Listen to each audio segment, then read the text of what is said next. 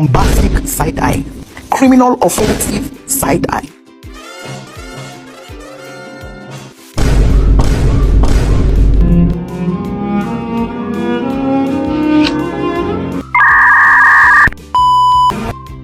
Latar belakang 1. Pendidikan selalu punya tujuan sadar alias target yang harus tercapai. 2. Prestasi belajar adalah bukti nyata tujuan itu tercapai. 3. Motivasi adalah api yang menyalakan dan mengarahkan semua usaha belajar. 4. Motivasi bikin siswa jadi tekun, ulet, dan fokus dalam proses itu. Adapun rumusan masalahnya yaitu 1.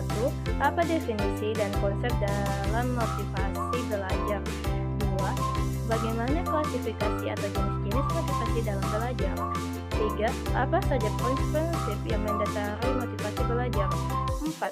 Strategi dan upaya apa yang dapat dilakukan untuk meningkatkan motivasi siswa? Assalamualaikum warahmatullahi wabarakatuh. Tujuan pembahasan: A. Mengidentifikasi berbagai jenis motivasi intrinsik dan ekstrinsik. B. Memahami konsep motivasi belajar secara komprehensif. C. Menganalisis strategi praktis peningkatan motivasi belajar di kelas. D. Menjelaskan prinsip-prinsip kunci dalam penerapan motivasi. Pengertian motivasi. Motivasi adalah dorongan atau kekuatan dari dalam diri maupun dari luar yang membuat seseorang mau bertindak, bergerak, dan berusaha mencapai suatu tujuan. Motivasi menjadi alasan mengapa seseorang melakukan sesuatu. Apa itu motivasi belajar? Motivasi belajar adalah dorongan yang memacu siswa untuk belajar menggapai tujuan dan bertahan dalam menghadapi tantangan. Penyebab menurunnya motivasi belajar, kurangnya minat dalam materi pelajaran, tekanan akademik yang berlebihan, lingkungan belajar yang tidak mendukung, kurangnya kepercayaan diri. Kehidupan nyata, kaitkan materi pelajaran dengan situasi dunia nyata, berikan contoh nyata dari profesi dan kehidupan sehari-hari, ajak siswa untuk menerapkan apa yang dipelajari di luar kelas. Lingkungan belajar, rasa aman dan dihargai, keterlibatan yang aktif dari siswa, pemberian kesempatan untuk berkolaborasi dengan kelompok.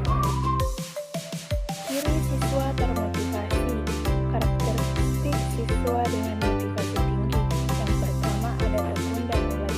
Tekun ulet tidak mudah menyerah saat menghadapi kesulitan atau kegagalan. Yang kedua ada mandiri.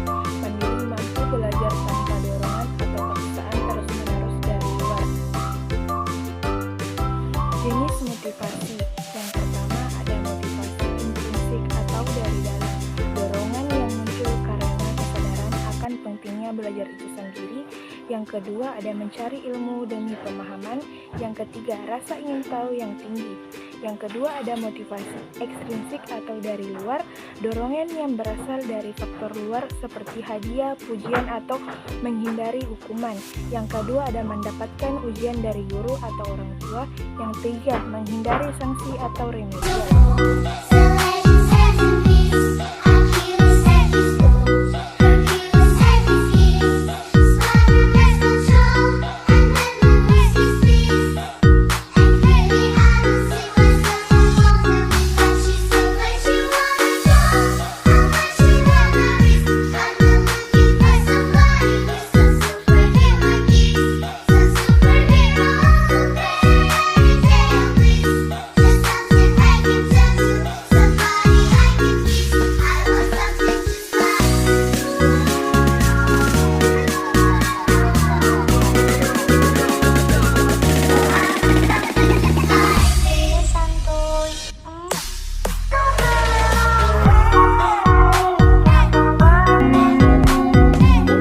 Tujuan layanan.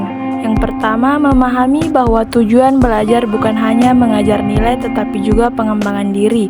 Yang kedua, mengidentifikasi faktor internal dan eksternal. Yang ketiga, menyebutkan minimal 3 alasan pentingnya belajar untuk masa depan.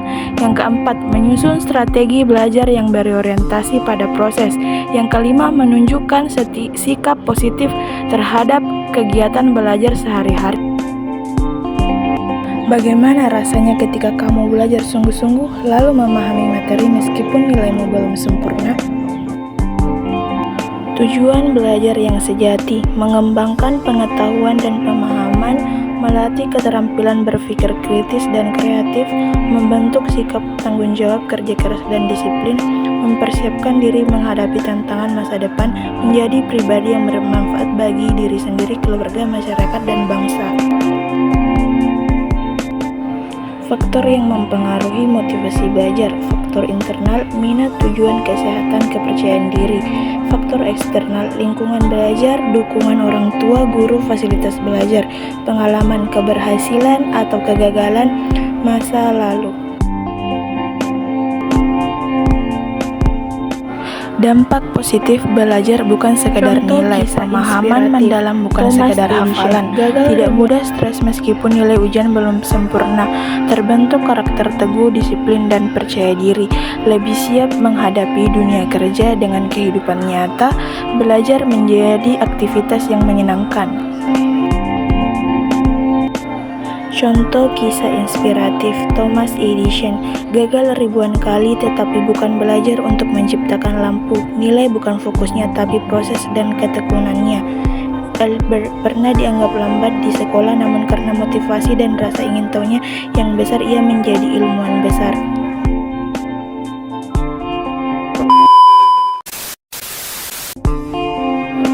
Kesimpulan, nilai hanyalah hasil bukan tujuan utama belajar. Belajar yang sejati adalah proses memahami, mengembangkan diri dan menyiapkan masa depan. Motivasi belajar harus lahir dari dalam diri agar lebih kuat dan tahan lama.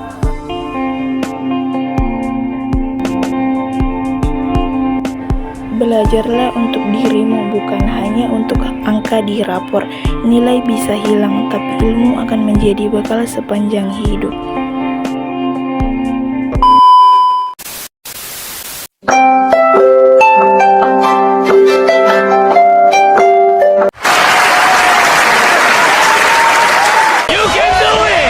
Oke teman-teman, terima kasih sudah menonton video